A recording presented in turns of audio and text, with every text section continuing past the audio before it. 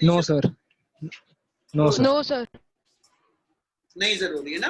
आप कोई यदि एग्जांपल Yes. कल शुरू करने लगे। सो कोलिजन किनो डिफाइन करिए, कहना जी it is the interaction between the any two कहना जी कोलाइडिंग पार्टिकल। ਤੇ ਜਦੋਂ ਬੁੱਤ ਦੋ ਕੋਲਾਈਡਿੰਗ ਪਾਰਟੀਕਲ ਦੀ ਅਸੀਂ ਇੰਟਰੈਕਸ਼ਨ ਸਟੱਡੀ ਕਰਦੇ ਉਹਦੇ ਅੰਦਰ ਅਸੀਂ ਕੀ ਲੈ ਕੇ ਚੱਲਦੇ ਤਾਂ two colliding particle may change their path or they still moving along the ਕਹਿੰਦਾ ਜੀ same path after collision। ठीक है। और कोलिजन ਲਈ ਉਹ ਕਹਿੰਦਾ ਜੀ ਕੋਈ ਨੈਸੈਸਰੀ ਨਹੀਂ ਹੈਗਾ ਕਿ ਦੋ ਬਾਡੀਜ਼ ਦੇ ਅੰਦਰ ਫਿਜ਼ੀਕਲ ਕੰਟੈਕਟ ਦਾ ਹੋਣਾ ਜ਼ਰੂਰੀ ਹੈ, ਮਤਲਬ ਜ਼ਰੂਰੀ ਨਹੀਂ ਹੈਗਾ। ਦੋ ਬਾਡੀ ਇੱਕ ਦੂਜੇ ਨਾਲ ਕੋਲਾਈਡ ਡਿਸਟੈਂਸ ਤੋਂ ਵੀ ਕਰਦੀਆਂ। ਜਿੱਦਾਂ ਮੇਰੇ ਕੋਲ ਦੋ ਮੈਗਨੇਟ ਆ ਜਾਣ, ਜੇ ਸਿਮਿਲਰ ਪੋਲ ਉਹਨਾਂ ਦੇ ਨੀਅਰ ਬਾਈ ਲੈ ਕੇ ਆਵਾਂ ਤੇ ਸਿਮਿਲਰ ਪੋਲ ਇੱਕ ਦੂਜੇ ਨੂੰ ਰਿਪੈਲ ਕਰਦੇ ਆ, ਇਹ ਮਤਲਬ ਕੋਲਾਈਡਿੰਗ ਪਾਰਟੀਕਲ ਦੀ ਇੰਟਰੈਕਸ਼ਨ ਡਿਸਟੈਂਸ ਤੋਂ ਵੀ ਹੁੰਦੀ ਹੈ। ਸੈਕੰਡ ਐਗਜ਼ਾਮਪਲ ਆਪਾਂ ਲਈਏ ਡਿਸਟੈਂਸ ਤੋਂ ਵਾਲੀ, ਤੇ ਐਸਾ ਤੁਸੀਂ ਇੱਕ ਐਕਸਪੈਰੀਮੈਂਟ ਕੈਮਿਸਟਰੀ ਚ ਪੜ੍ਹਦੇ ਹੋ, ਰਦਰਫੋਰਡ ਐਟੋਮਿਕ ਗੋਲਡ ਕੋਇਲ ਐਕਸਪੈਰੀਮੈਂਟ, ਜਿਹੜਾ ਉਹਦੇ ਅੰਦਰ ਵੀ ਅਸੀਂ ਆਹੀ ਡਿਫਾਈਨ ਕਰਦੇ ਹਾਂ ਕਿ ਜੇ ਆ ਗੋਲਡ ਪਾਰਟੀਕਲ ਆ, ਠੀਕ ਹੈ, ਜਿਹਦੇ ਬਿਹਾਫ ਦੇ ਉੱਤੇ ਉਹਨੇ ਐਸਓ ਚ ਡਿਫਾਈਨ ਕੀਤਾ ਸੀਗਾ ਕਿ ਵੀ ਗੋਲਡ ਦੇ ਐਟਮ ਦੇ ਅੰਦਰ ਨਿਊਕਲੀਅਸ ਆ ਜਾਂ ਕਿਸੇ ਵੀ ਐਟਮ ਦੇ ਅੰਦਰ ਨਿਊਕਲੀਅਸ ਆ।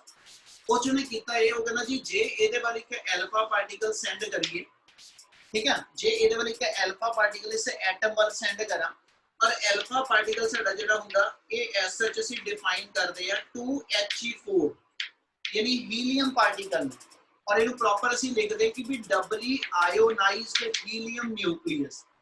मतलब हीलियम ਦੇ ਦੋ ਇਲੈਕਟ੍ਰੋਨ ਆ, ਜੇ ਦੋਨੋਂ ਰਿਮੂਵ ਕਰਕੇ ਸਿਰਫ ਉਹਦਾ ਅਸੀਂ SH4 ਲੈ ਲਈਏ, ਨਿਊਕਲੀਅਸ ਵਾਲਾ ਪਾਰਟ ਲੈ ਲਈਏ, ਅਸੀਂ ਕਹਿੰਦੇ ਉੱਤੇ ਦੋ ਪੋਜ਼ਿਟਿਵ ਚਾਰਜ ਆ।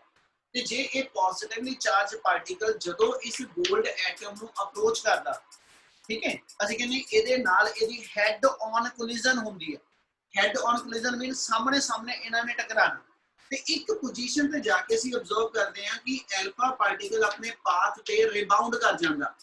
ਐਲਫਾ ਪਾਰਟੀਕਲ ਆਪਣੇ ਪਾਥ ਤੇ ਰਿਬਾਉਂਡ ਕਰ ਗਿਆ। ਉਹ ਕਹਿੰਦਾ ਜਿੱਥੋਂ ਰਿਬਾਉਂਡ ਕੀਤਾ ਇਹਦਾ ਮਤਲਬ ਇਹਨੂੰ ਇਹਦੇ ਪਾਥ ਤੋਂ ਕਿਸੇ ਨੇ ਡਿਫਲੈਕਟ ਕੀਤਾ, ਠੀਕ ਹੈ। ਤੇ ਉਸ ਮੂਮੈਂਟ ਤੇ ਫਿਰ ਅਸੀਂ ਡਿਫਾਈਨ ਕਰਦੇ ਹਾਂ ਜ਼ਰੂਰ ਐਲਫਾ ਪਾਰਟੀਕਲ ਦੀ ਤੇ ਇਸ ਐਟਮ ਦੇ ਅੰਦਰ ਪਏ ਪੋਜ਼ਿਟਿਵ ਚਾਰਜ ਦੀ ਆਪਸ ਵਿੱਚ ਕੋਲਿਜਨ ਹੋਈ ਆ, ਉਹਨਾਂ ਦੀ ਆਪਸ ਵਿੱਚ ਇੰਟਰੈਕਸ਼ਨ ਆਈ ਆ, ਔਰ ਉਸ ਇੰਟਰੈਕਸ਼ਨ ਦਾ ਰਿਜ਼ਲਟ ਨਿਕਲਿਆ ਕਿ ਵੀ ਐਲਫਾ ਪਾਰਟੀਕਲ ਆਪਣੇ ਪਾਥ ਤੋਂ ਰਿਬਾਉਂਡ ਕਰ ਗਿਆ। ਤੇ ਇਹਦਾ ਮਤਲਬ ਇਸ ਦੇ ਅੰਦਰ ਅਸੀਂ ਡਿਫਾਈਨ ਕਰਦੇ ਹਾਂ ਕਿ collision can be taken place from certain distance. Physical contact between the two colliding particle ਉਹ ਕੋਈ ਨੈਸੈਸਰੀ ਕੰਡੀਸ਼ਨ ਨਹੀਂ ਹੋਏਗੀ। ਇੰਨੀ ਗੱਲ ਸਮਝ ਲੱਗਦੀ ਪਈ? Yes sir. Yes, sir. ਉਹ ਪਾਰਟੀਕਲਸ ਦੀ ਅਸੀਂ ਕੋਲਿਜਨ ਲੈ ਕੇ ਚੱਲਦੇ ਆ, ਉਹ ਕਹਿੰਦਾ ਜੀ ਕੋਲਿਜਨ ਦੋ ਟਾਈਪ ਦੀ ਹੁੰਦੀ ਹੈ। ਉਹਨੂੰ ਅਸੀਂ ਡਿਫਾਈਨ ਕਰਦੇ ਹਾਂ ਕਿ ਜਿਹੜੀ ਕੋਲਿਜਨਸ ਨੇ, ਠੀਕ ਹੈ ਜੀ, ਆਪਣੇ ਕੋਲ ਦੋ ਟਾਈਪ ਦੀਆਂ ਕੋਲਿਜਨਸ ਨੇ। ਐਸ ਐਚ ਇੱਕ ਮੇਰੇ ਕੋਲ ਜਿਹੜੀ ਅਸੀਂ ਡਿਫਾਈਨ ਕਰਦੇ ਨੇ ਆਈਡੀਅਲ ਕੋਲਿਜਨ ਆ, ਇੱਕ ਮੇਰੀ ਆਈਡੀਅਲ ਕੋਲਿਜਨ ਆ, ਠੀਕ ਹੈ। ਆਈਡੀਅਲ ਕੋਲਿਜਨ ਨੂੰ ਅਸੀਂ ਨਾਮ ਕੀ ਦੇ ਕੇ ਚੱਲਦੇ ਹਾਂ ਕਿ that is to be called as a perfect elastic collision. ये मेरी इलास्टिक कोलिजन होएगी, और जेडी साडी डे रूटीन लाइफ कोलिजन होएगी कोई भी, ਉਹਨੂੰ ਅਸੀਂ ਡਿਫਾਈਨ ਕਰ ਦਿੰਦੇ ਕਿ ਵੀ ਸੈਕਿੰਡ ਕੋਲਿਜਨ ਮੇਰੇ ਕੋਲ ਜਿਹੜੀ ਹੋਏਗੀ ਡੇ ਰੂਟੀਨ ਲਾਈਫ ਵਾਲੀ ਜਿਹੜੀ, ਉਹਨੂੰ ਅਸੀਂ ਨਾਮ ਦਿੰਦੇ ਉਹ ਮੇਰੇ ਕੋਲ ਐਸ ਐਚ ਕਹਿੰਦਾ ਜੀ, ਜਿਹੜੀ ਮੇਰੇ ਕੋਲ ਐਸ ਐਚ ਇਨ ਇਲਾਸਟਿਕ ਕੋਲਿਜਨ ਆ ਜੋ, ठीक है। ਇਹਨੂੰ perfect in elastic basic define कर दिए। परफेक्शन ਦੀ ਕੰਡੀਸ਼ਨ ਇਹਦੇ ਅੰਦਰ ਤਾਂ ਕਰਕੇ परफेक्ट ਨਾਲ ਹੀ ਲਾ ਕੇ ਚੱਲ ਰਿਹਾ, ਮਤਲਬ ਇਨ ਇਲਾਸਟਿਕ ਤੇ ਇਲਾਸਟਿਕ ਦੋ ਟਾਈਪ ਦੀਆਂ ਕੋਲਿਜਨ ਨੇ। ਕਿਉਂਕਿ ਨਾ ਕੋਈ ਵੀ ਕੋਲਿਜਨ ਜਦੋਂ ਅਸੀਂ ਡਿਫਾਈਨ ਕਰਨੀ ਆ ਕਿ ਵੀ ਇਹ ਇਲਾਸਟਿਕ ਆ ਕਿ ਇਨ ਇਲਾਸਟਿਕ, ਇਹਦੇ ਬੇਸ ਤੇ ਦੱਸੀਏ, ਤੇ ਉਹਦੇ ਲਈ ਕੁਝ ਇੱਕ ਅਸੀਂ ਸਟੈਂਡਰਡ ਕੰਡੀਸ਼ਨਸ ਲੈਣੇ ਆ। ਅਸੀਂ ਕਹਿੰਦੇ ਜੀ ਕੋਈ ਕੋਲਿਜਨ ਇਲਾਸਟਿਕ ਨੇਚਰ ਦੀ ਹੋਏਗੀ, ਆਈਡੀਅਲ ਕੋਲਿਜਨ ਹੋਏਗੀ, provided its total energy should be conserved, ठीक है, its total linear momentum should be conserved, ठीक है। third, kinetic energy of the reaction, kinetic energy of the collision should be conserved, and fourth, forces operative between the collision, forces operating during the collision are conservative in nature। यानी ਜਦੋਂ ਦੋ ਕੋਲਾਈਡਿੰਗ particle ਨੇ collide ਕਰਨਾ, ਉਹਨਾਂ ਦੇ ਵਿੱਚ ਜਿਹੜੀ forces consider ਹੋ ਰਹੀਆਂ ਉਹ ਕੰਜ਼ਰਵੇਟਿਵ ਨੇਚਰ ਦੀਆਂ ਹੋਣ, ਸਿਸਟਮ ਦੀ ਟੋਟਲ એનર્ਜੀ ਕੰਜ਼ਰਵਡ ਰਵੇ, ਸਿਸਟਮ ਦਾ ਮੋਮੈਂਟਮ ਜਿਹੜਾ ਉਹ ਕੰਜ਼ਰਵਡ ਰਵੇ, ਸਿਸਟਮ ਦੀ ਕਾਈਨੈਟਿਕ એનર્ਜੀ ਟੋਟਲ ਜਿਹੜੀ ਉਹ ਕੰਜ਼ਰਵਡ ਰਵੇ, ਠੀਕ ਹੈ। ਜੇ ਇਹ ਚਾਰ ਕੰਡੀਸ਼ਨਸ ਕੋਈ ਕੋਲਿਜਨ ਜਸਟੀਫਾਈ ਕਰਦੀ ਆ ਤੇ then we said the collision is taken to be perfect elastic in nature। मैं आ अपने हथों एक रबर बॉल आ, ठीक है, इनू मैं ऐसा चेक ड्रॉप करा, ठीक है, 4 मीटर इनू मैं हाइट तो ड्रॉप किया ते ग्राउंड ना टच करके जे एग्जैक्ट 4 मीटर तक वापस आई तो then we said its collision is to be कहना जी perfect elastic in nature, but during collision ਅਸੀਂ ਕਹਿੰਦੇ ਜੀ ਜੇ ਕੁਝ એનર્ਜੀ ਦਾ ਲਾਸ ਹੋ ਗਿਆ ਤੇ ਇਹਦਾ ਮਤਲਬ ਹੈ collision perfect elastic ਨਹੀਂ ਗਿਣੀ ਜਾਏਗੀ। total energy conserved ਆ, kinetic energy ਜੇ conserve ਨਹੀਂ ਰਵੇ, ਠੀਕ ਹੈ, kinetic energy ਦੀ amount ਜਿਹੜੀ ਕੁਝ ਲਾਸ ਹੋ ਜਾਵੇ ਤੇ then collision is taken to be the perfect then collision is taken to be the inelastic collision। मतलब ਇਹਦੇ अंदर 4 कंडीशनां लिखन लगिया, ठीक है जी। Number 1 linear momentum of system, linear momentum वो कंजर्व होएगा। सेकंड ਇਹਦੀ कंडीशन है कि टोटल एनर्जी ਦੇ अंदर मेरे को each and every form of energy is to be there बेटा, कुछ किनेटिक एनर्जी भी है, पोटेंशियल भी है, हीट भी है, ठीक है, साउंड एनर्जी, सारी फॉर्म च मिला के जी टोटल एनर्जी वो पूरी है, उन्होंने कोई फर्क नहीं पाएगा, ठीक है। टोटल एनर्जी मेरी कंजर्व्ड है। ते थर्ड मेरे को जेड़ा कहना जी किनेटिक एनर्जी जी है, ठीक है, सिस्टम की वो भी कंजर्व्ड है। ते जेड़ियां फोर्सेस ने ड्यूरिंग कोलिजन वो मेरियां कंजर्वेटिव नेचर दी। जे आ चारे कंडीशन जस्टिफाई कोई रिएक्शन कोई कोलिजन करदी होवे ते then collision is said to be perfect elastic collision, ठीक है। पर जे कोलिजन परफेक्ट इलास्टिक ना होके इन इलास्टिक नेचर दी है ते ओदे अंदर भी टोटल एनर्जी ते कंजर्व होएगी होएगी, यानी आ चीज दोनों दे केस दे अंदर कंजर्व है। टोटल एनर्जी टोटल मोमेंटम ये दोनों चीज़ां दोनों ही कहंदा जी मेरे को एज सच कोलिजन च कंजर्व है। फर्क किथे पैना जे रिएक्शन मेरी जे कोलिजन मेरी इलास्टिक आ ते ओदी किनेटिक एनर्जी कंजर्व आ, पर जे कोलिजन मेरी इन इलास्टिक आ उत्थे किनेटिक एनर्जी मेरी जेडी आ वो लॉस होएगी, यानी there is a loss of kinetic energy. और ਇਹਦੇ अंदर ਜਿਹੜੀਆਂ फोर्सेस ਦਾ ਕੰਜ਼ਰਵੇਟਿਵ ਆ, ਇਹਦੇ ਵਿੱਚ ਜਿਹੜੀਆਂ फोर्सेस ਨੇ ਉਹ ਕਹਿੰਦਾ ਜੀ sum of the forces they should be non conservative in nature. ਜਿੱਦਾਂ ਮੈਂ ਬਾਲ ਨੂੰ ਥੱਲੇ ਮਾਰਿਆ, ਬਾਲ ਵਾਪਸ ਉਨੀ ਹਾਈਟ ਤੇ ਨਹੀਂ ਆਈ, मान लो कुछ एनर्जी फ्रिक्शन ਦੇ अगेंस्ट मेरी कंज्यूम हो गई, ठीक है, फ्रिक्शनल फोर्सेस ਦੇ अगेंस्ट ਉਹਨੂੰ ਵਰਕ ਕਰਨ ਲਈ ਕੁਝ એનર્ਜੀ ਦਾ ਕੰਜ਼ੰਪਸ਼ਨ ਹੋ ਗਈ ਤੇ ਇਹਦਾ ਮਤਲਬ ਮੇਰੀ ਕਿनेटिक एनर्जी ਕੁਝ ਲਾਸ ਹੋ ਗਈ ਤੇ फ्रिक्शनल फोर्सेस मेरी वो नॉन कंजर्वेटिव आएगी। सेकंड एंड थर्ड नहीं पुत्र, सेकंड दे अंदर टोटल एनर्जी आ, मैं बार बार कह रहा टोटल एनर्जी मेरे को in all form of energy है। मैं बॉल ਨੂੰ ਜ਼ਮੀਨ ਤੇ ਮਾਰਿਆ, ठीक है जी, बॉल ਜਦੋਂ ਮੇਰੇ ਕੋਲ ਵਾਪਸ ਆਈ, ਜੇ ਮੈਂ ਇਹ ਕਹਾਂ ਕਿ 4 ਮੀਟਰ ਤੇ ਬॉल ਮੈਂ ਸੁੱਟੀ ਸੀ ਤੇ 3 ਮੀਟਰ ਤੱਕ ਵਾਪਸ ਆਈ, ਇਹਦਾ ਮਤਲਬ ਉਹਦੀ ਕਿनेटिक એનર્ਜੀ ਲਾਸ ਹੋ ਗਈ। ਜਿੰਨੀ ਉਹਦੀ ਕਿनेटिक એનર્ਜੀ ਲਾਸ ਹੋ ਗਈ ਮੈਂ ਨੋਟ ਕੀਤਾ ਕਿ ਥੱਲੇ ਵੱਜਣ ਦੇ ਉੱਤੇ ਗਰਾਊਂਡ ਨਾਲ ਟੱਚ ਕਰਨ ਤੇ ਉਹਦੀ ਆਵਾਜ਼ ਵੀ ਆਈ ਤੇ ਨਾਲ ਕੁਝ ਹੀਟ ਵੀ ਜਨਰੇਟ ਹੋਈ। ਇਹਦਾ ਮਤਲਬ ਜਿਹੜੀ ਸਾਊਂਡ ਦੀ ਫਾਰਮ ਚ એનર્ਜੀ ਆ, ਜਿਹੜੀ ਹੀਟ ਦੀ ਫਾਰਮ ਚ એનર્ਜੀ ਆ ਤੇ ਜਿਹੜੀ ਬਚੀ ਹੋਈ ਕਿनेटिक એનર્ਜੀ ਆ, ਉਹ ਸਾਰੀਆਂ ਮਿਲਾ ਕੇ ਟੋਟਲ એનર્ਜੀ ਜਿਹੜੀ ਆ ਉਹ ਪੂਰੀ ਆ, ਉਹਨੂੰ ਕੋਈ ਫਰਕ ਨਹੀਂ ਪਿਆ। ਜੇ ਪਹਿਲਾਂ 10 ਜੂਲ ਸੀ ਬਾਅਦ ਚ ਵੀ 10 ਜੂਲ ਆ, ਪਰ ਅੱਗੇ 10 ਦੀ 10 ਜੂਲ ਮੇਰੀ ਜੇ ਕਿनेटिक ਸੀਗੀ ਤੇ ਵਾਪਸੀ ਵੇਲੇ 10 ਦੀ 10 ਜੂਲ ਕਿनेटिक ਨਹੀਂ ਮਿਲੀ, 10 ਦੇ ਵਿੱਚੋਂ 8 ਜੂਲ ਕਿनेटिक ਮਿਲੀ, 1 ਜੂਲ ਮੇਰੀ ਸਾਊਂਡ એનર્ਜੀ ਬਣ ਗਈ, 1 ਜੂਲ ਹੀਟ એનર્ਜੀ। ਇਹ ਸਾਰੀਆਂ ਫਾਰਮ ਮਿਲਾ ਕੇ ਜਿਹੜੀ એનર્ਜੀ ਬਣਦੀ ਉਹ ਮੇਰੀ ਟੋਟਲ એનર્ਜੀ ਆ। ਉਹਦੇ ਵਿੱਚੋਂ ਕੱਲੀ ਕਿनेटिक એનર્ਜੀ, ठीक है, ਜਿਹੜੀ ਮੇਰੇ ਕੋਲ ਆਏਗੀ ਜੇ ਉਹ ਵੀ ਕੰਜ਼ਰਵ ਆ ਰਿਐਕਸ਼ਨ ਦੇ ਅੰਦਰ, ਫਿਰ ਉਹ ਇਲਾਸਟਿਕ ਕੋਲਿਜਨ ਆ। 4 ਮੀਟਰ ਗਈ ਸੀ, 4 ਮੀਟਰ ਬਾਲ ਵਾਪਸ ਐਗਜ਼ੈਕਟ ਆਈ ਆ। ਪੈਂਡਲਮ ਨੂੰ ਮੈਂ ਇੱਥੋਂ ਰਿਲੀਜ਼ ਕੀਤਾ, ਠੀਕ ਹੈ, ਜਦੋਂ ਇੱਥੋਂ ਰਿਲੀਜ਼ ਕੀਤਾ ਤੇ ਇੱਥੇ ਉਹਦੀ ਜਿੰਨੀ ਪੋਟੈਂਸ਼ੀਅਲ એનર્ਜੀ ਆ ਇੱਥੇ ਆ ਕੇ ਐਗਜ਼ੈਕਟ ਉਨੀ ਕਿनेटिक એનર્ਜੀ ਆ, ਕੋਈ ਲਾਸ ਨਹੀਂ ਹੋ ਰਿਹਾ। ਜਿੰਨੀ ਕਿनेटिक ਇੱਥੇ ਜਾ ਕੇ ਫਿਰ ਉਨੀ ਪੋਟੈਂਸ਼ੀਅਲ ਆ। ਪਰ ਜੇ ਪੈਂਡਲਮ ਇਦਾਂ ਜਾਂਦਾ ਜਾਂਦਾ ਦੂਜੀ ਵਾਰੀ ਇੱਥੇ ਸਲੋ ਰਹਿ ਗਿਆ, ਤੀਜੀ ਵਾਰੀ ਹੋਰ ਹੌਲੀ ਹੋ ਗਿਆ, ਇਹਦਾ ਮਤਲਬ ਆ ਅਲਟੀਮੇਟ ਉਹਦੀ એનર્ਜੀ ਦਾ ਲਾਸ ਹੋ ਰਿਹਾ। ਤੇ ਫਿਰ ਉਸ ਮੂਮੈਂਟ ਦਾ ਅਸੀਂ ਇਹ ਨਹੀਂ ਲੈ ਕੇ ਚੱਲਾਂਗੇ ਉਹਦੀ ਕਿनेटिक એનર્ਜੀ ਕੰਜ਼ਰਵ। ਟੋਟਲ એનર્ਜੀ ਹਮੇਸ਼ਾ ਹੀ ਕੰਜ਼ਰਵ ਆ, ਉਹ ਯੂਨੀਵਰਸ ਦੀ ਟੋਟਲ એનર્ਜੀ ਕਾਂਸਟੈਂਟ ਆ, ਇਸ ਲਈ ਟੋਟਲ એનર્ਜੀ ਹਮੇਸ਼ਾ ਕੰਜ਼ਰਵ ਆ, मोमेंटम कंजर्व आ। ये दोनों चीज़ां रहनियां रहनियां, कोलिजन इलास्टिक आ या इन इलास्टिक आ। पर जे किनेटिक एनर्जी कंजर्व्ड आ ते फिर मेरी एज सच कहना जी कोलिजन इलास्टिक, जे किनेटिक दा लॉस आ ते फिर ਅਸੀਂ ਕਹਿੰਦੇ कोलिजन इन इलास्टिक होए। हाँ जी शिवम जी, ਤੁਸੀਂ ਹੱਥ ਖੜਾ ਕੀਤਾ। ਸਰ ਜਿਹੜੀ ਤੁਸੀਂ ਪੈਂਡੂਲਮ ਵਾਲੀ ਐਗਜ਼ਾਮਪਲ ਦਿੱਤੀ ਹੋਣੀ ਉਹਦੇ ਵਿੱਚ ਕੋਲੀਜਨ ਕਿੱਥੇ ਹੋਇਆ?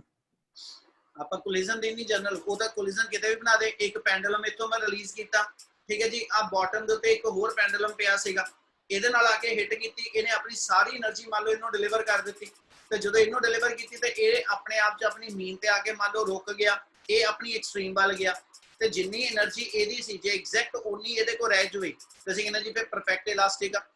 ਜੇ ਉਹਦੇ 'ਚ એનર્ਜੀ ਦਾ ਲਾਸ ਹੋ ਗਿਆ, ਹੁਣ ਦੋ ਬੋਲਾਂ ਟਕਰਾਈਆਂ, ਟਕਰਾਉਣ ਤੇ ਆਵਾਜ਼ ਹੀ ਆ ਗਈ, ਇਹਦਾ ਮਤਲਬ ਹੋ ਗਿਆ ਕਿਨੈਟਿਕ ਦਾ ਲਾਸ ਹੋਇਆ ਵਾ, ਫਿਰ Yes, ਅਸੀਂ sir. ਇਲਾਸਟਿਕ ਨਹੀਂ ਗਿਣਾਂਗੇ। Okay, sir. ਹਾਂਜੀ, ਇੰਨੀ ਗੱਲ ਕਲੀਅਰ ਹੈ ਪਹਿਲਾਂ। Yes, sir. Yes, sir. ਹੁਣ ਇਸੇ ਤੋਂ ਕੰਟੀਨਿਊ ਆਪਾਂ ਕਿਸੇ ਵੀ ਕੋਲਿਜਨ ਨੂੰ ਇਲਾਸਟਿਕ ਜਾਂ ਇਨ ਇਲਾਸਟਿਕ ਜਦੋਂ ਕੰਸੀਡਰ ਕਰਨਾ ਵਾ, ਠੀਕ ਹੈ, ਤੇ ਕਹਿੰਦਾ ਜੀ ਉਹਦਾ ਮੈਥਡ ਕੀ ਰਹੇਗਾ। ਉਹਦੇ ਵਾਸਤੇ ਇੱਕ ਟਰਮ ਅਸੀਂ ਡਿਫਾਈਨ ਕਰਦੇ ਪਏ ਆ, ਉਸ ਟਰਮ ਨੂੰ ਅਸੀਂ ਨਾਮ ਦਿੰਨੇ the term is to be called as a coefficient of restitution, ठीक है। coefficient of restitution ਦਾ ਮਤਲਬ ਹੁੰਦਾ ਵੱਜ ਕੇ ਜਦੋਂ ਵਾਪਸ ਆਈ ਬਾਲ, ਠੀਕ ਹੈ, ਉਹਦਾ ਕਿੰਨੇ ਪਰਸੈਂਟ ਕਹਿੰਦਾ ਜੀ ਜਿਹੜੀ ਐਸਐਚ એનર્ਜੀ ਦੀ ਰਿਬਾਊਂਡਿੰਗ ਹੋਈ ਆ, 100% ਹੋਈ ਹੈ ਜਾਂ ਉਸ ਤੋਂ ਸਮਾਲਰ ਹੋਈ ਹੈ। ਤੇ coefficient of restitution ਜਦੋਂ ਡਿਫਾਈਨਡ ਹੋਏਗਾ, it is the ratio of relative velocity of two colliding particle after collision to that of the relative velocity of two colliding particle before collision। ਜਿਹੜੇ ਦੋ ਪਾਰਟੀਕਲ ਕੋਲਾਈਡ ਕਰਦੇ ਪਏ ਆ, ਜਿਹੜੇ ਦੋ particle ਮੇਰੇ ਕੋਲਾਈਡ ਕਰਦੇ ਪਏ ਆ, ਉਹਨਾਂ ਦੀ ਕੋਲਿਜਨ ਤੋਂ ਬਾਅਦ ਰਿਲੇਟਿਵ ਵੈਲੋਸਿਟੀ ਕਿੰਨੀ ਆ ਇੱਕ ਦੂਜੇ ਦੇ ਰਿਸਪੈਕਟਿਵਲੀ, ਤੇ ਕੋਲਿਜਨ ਤੋਂ ਪਹਿਲਾਂ ਉਹਨਾਂ ਦੀ ਰਿਲੇਟਿਵ ਵੈਲੋਸਿਟੀ ਕਿੰਨੀ ਆ। ਆਪਾਂ ਇਹਨੂੰ ਐਸਐਚ ਜੇ ਡਾਇਗਰਾਮ ਵਾਈਜ਼ ਕਰੀਏ ਤੇ ਆ ਚੀਜ਼ ਇਦਾਂ ਕਰਾਂਗਾ, ਜੇ ਇੱਕ ਆਬਜੈਕਟ A ਮੇਰੇ ਕੋਲ u1 ਵੈਲੋਸਿਟੀ ਨਾਲ ਮੂਵ ਕਰਦਾ ਹੋਵੇ ਔਰ ਇਸੇ ਡਾਇਰੈਕਸ਼ਨ ਦੇ ਅੰਦਰ B ਆਬਜੈਕਟ ਜਿਹੜਾ u2 ਵੈਲੋਸਿਟੀ ਨਾਲ ਮੂਵ ਕਰਦਾ ਹੋਵੇ, ठीक है, and with the condition u1 greater than u2, ਤੇ ਇਹਦਾ ਮਤਲਬ ਆ ਜਾ ਕੇ ਇਹਦੇ ਵਿੱਚ ਕੋਲਾਈਡ ਕੀਤਾ, ਤੇ ਕੋਲਿਜਨ ਡਿਊਰਿੰਗ ਕੋਲਿਜਨ ਦੋਨੋਂ ਬਾਲ ਇੱਕ ਦੂਜੇ ਨਾਲ ਇੰਟਰੈਕਟ ਕੀਤੀਆਂ, ਪਰ ਆਫਟਰ ਕੋਲਿਜਨ ਇਹਦੀ ਵੈਲੋਸਿਟੀ v1 ਤੇ ਸੈਕਿੰਡ ਦੀ ਵੈਲੋਸਿਟੀ v2 ਬਣ ਗਈ, ਐਂਡ ਵੀ ਕੰਸੀਡਰ ਕਿ ਵੀ ਆਫਟਰ ਕੋਲਿਜਨ v2 ਵੈਲੋਸਿਟੀ ਜਿਹੜੀ ਹੋਏਗੀ ਉਹ v1 ਤੋਂ ਵੱਧ ਗਈ। ਹੁਣ ਇੱਥੇ ਰਿਲੇਟਿਵ ਵੈਲੋਸਿਟੀ ਕੱਢਣੀ ਹੋਵੇ ਬਿਫੋਰ ਕੋਲਿਜਨ, ਹੈ ਨਾ, ਤੇ ਆਪਾਂ ਇੱਕ ਚੀਜ਼ ਪੜ੍ਹੀ ਆ, ਜਦੋਂ ਦੋ ਆਬਜੈਕਟ ਸੇਮ ਡਾਇਰੈਕਸ਼ਨ 'ਚ ਚੱਲਦੇ ਉਹਨਾਂ ਦੀ ਰਿਲੇਟਿਵ ਵੈਲੋਸਿਟੀ ਮਾਈਨਸ ਕਰਕੇ ਕੱਢੀ ਦੀ ਆ। ਇਹਦਾ ਮਤਲਬ ਜੇ ਮੈਂ ਰਿਲੇਟਿਵ ਵੈਲੋਸਿਟੀ ਬਿਫੋਰ ਕੋਲਿਜਨ ਕੱਢਣੀ ਆ, ਹੈ ਨਾ, ਉਹ ਮੇਰੀ ਬਣ ਜਾਣੀ u1 u2। ਕਲੀਅਰ ਹੈ ਗੱਲ? Yes, sir. ਤੇ ਜੇ ਮੈਂ ਦੋ ਰਿਲੇਟਿਵ ਵੈਲੋਸਿਟੀ ਆਫਟਰ ਕੋਲਿਜਨ ਕੱਢਣੀ ਆ, ਉਹ ਮੇਰੀ ਵੈਲਿਊ ਬਣ ਜਾਣੀ v2 v1, ਠੀਕ ਹੈ। ਤੇ ਕੋਐਫੀਸ਼ੀਐਂਟ ਆਫ ਰੈਸਟੀਟਿਊਸ਼ਨ ਉਹਨੂੰ ਸਮਾਲ e ਨਾਲ ਰਿਪਰੈਜ਼ੈਂਟ ਕਰਾਂਗੇ, ਉਹ ਕਹਿੰਦਾ ਜੀ it is the ratio of relative velocity of separation after collision to the relative velocity of approach before collision। separation ਤੋਂ ਬਾਅਦ relative velocity ਕਿੰਨੀ ਆ ਔਰ approach ਤੋਂ ਪਹਿਲਾਂ ਇਹਨਾਂ ਦੀ relative velocity ਕਿੰਨੀ ਹੈ, ਇਹਦੀ ਰੇਸ਼ੋ ਜੋ ਹੋਏਗੀ ਇਹ ਕਿਸੇ ਵੀ ਮੂਵਮੈਂਟ ਤੇ ਮੈਨੂੰ ਐਸਾ ਚ coefficient of ਰੈਸਟੀਟਿਊਸ਼ਨ the value define ਕਰੇਗੀ। ਉਹ ਕਹਿੰਦਾ ਜੇ ਮੇਰੇ coefficient of ਰੈਸਟੀਟਿਊਸ਼ਨ the value exact 1 ਆ ਜਾਵੇ, ਠੀਕ ਹੈ, ਯਾਨੀ e ਦੀ ਵੈਲਿਊ ਜੇ ਐਗਜ਼ੈਕਟ ਮੇਰੇ ਕੋਲ 1 ਆਂਦੀ ਹੋਵੇ ਤੇ ਅਸੀਂ ਕਹਾਂਗੇ ਜੀ ਕੋਲਿਜਨ ਪਰਫੈਕਟ ਇਲਾਸਟਿਕ ਨੇਚਰ ਦੀ ਹੈ। ਤੁਸੀਂ ਕਿਸੇ ਵੀ ਕੋਲਿਜਨ ਦੇ ਅੰਦਰ ਉਹਦੀ ਆ ਰੇਸ਼ੋ ਕੱਢੀ, ਜੇ ਉਹਦੀ ਰੇਸ਼ੋ 1 ਆਂਦੀ ਪਈ ਆ ਤੇ ਇਹਦਾ ਮਤਲਬ ਇਹ ਹੋਏਗਾ ਕਿ ਵੀ ਕੋਲਿਜਨ ਉਹ ਕਹਿੰਦਾ ਪਰਫੈਕਟ ਇਲਾਸਟਿਕ ਆ।